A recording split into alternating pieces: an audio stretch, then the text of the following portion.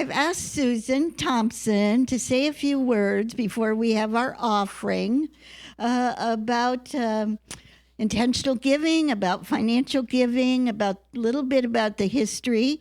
I call Susan Thomas our godmother of Unity. She was the one who went down to Portland Unity. We won't say she begged them to send a minister, but she really forcefully said, we need a Unity ministry. And I had the privilege all those years ago, it's 38 years, I married Dick and Sue when I was an interim minister here. So round of applause for Sue. Come on up. You can stand right here, or you can go up there. It's up to you. Okay, you go up there.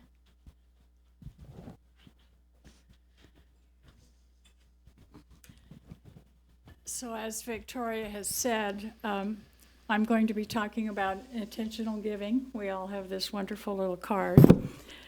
And I was sitting out in the congregation one day, and I looked up at this sign, Building Community, and I realized that the word unity is in that word, community.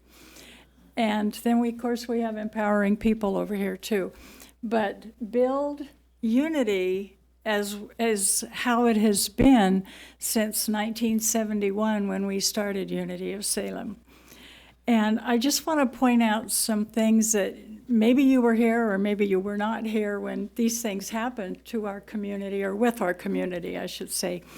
But it has just been a blast. We've had so much fun over the years. And our commitment with our intentional giving is going to help these things to maybe be repeated again, or maybe, well, I know we'll come up with lots of other ideas too. So we had a peace festival here, and people came even over Eastern Oregon, Eugene. They set up booths.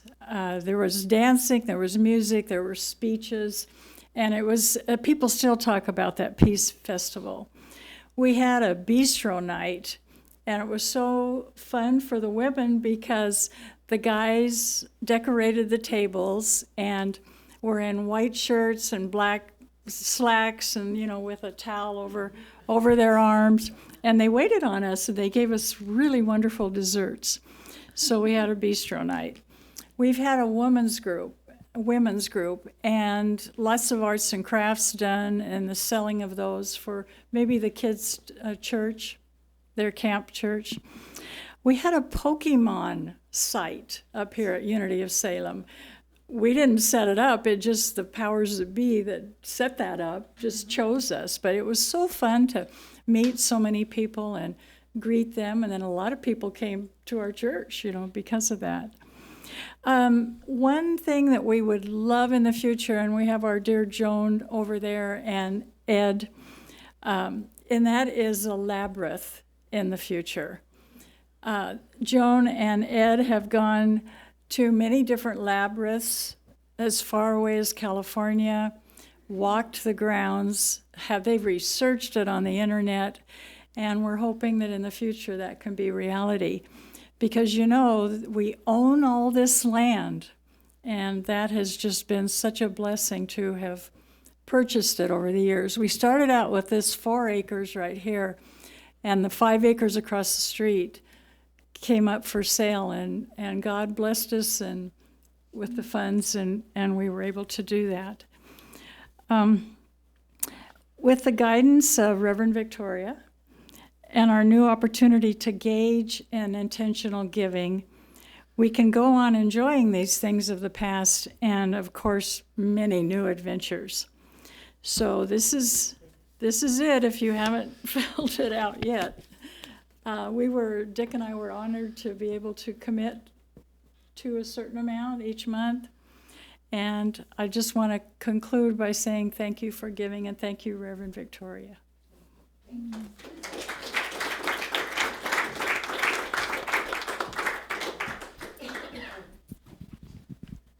We are going to have the Q&A after the service, short, because I know many of you are going to the study group, so it will be about a 25 question and answer.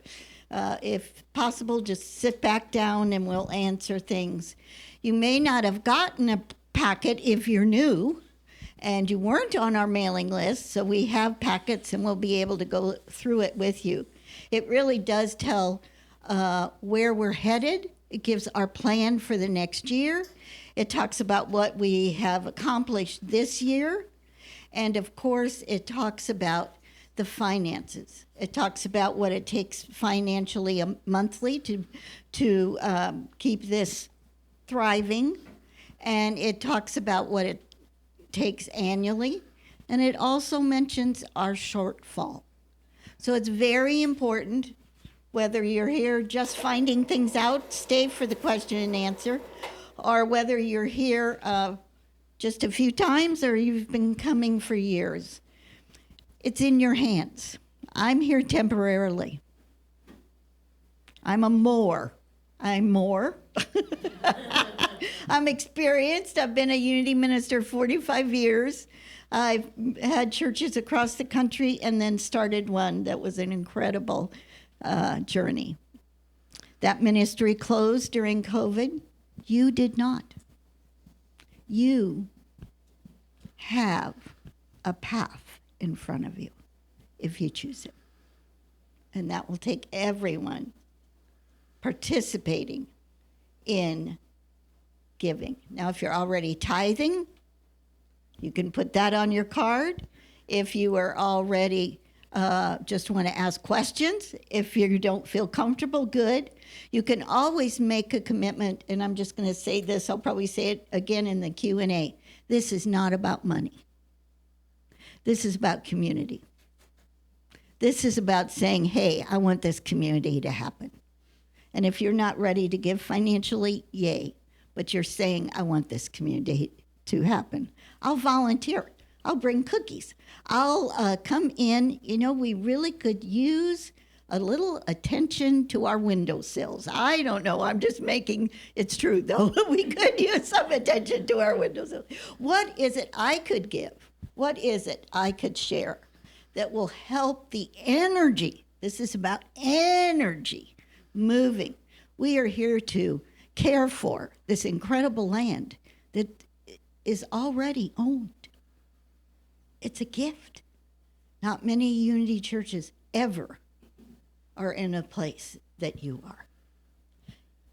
We get to. All right, it's time for our offering.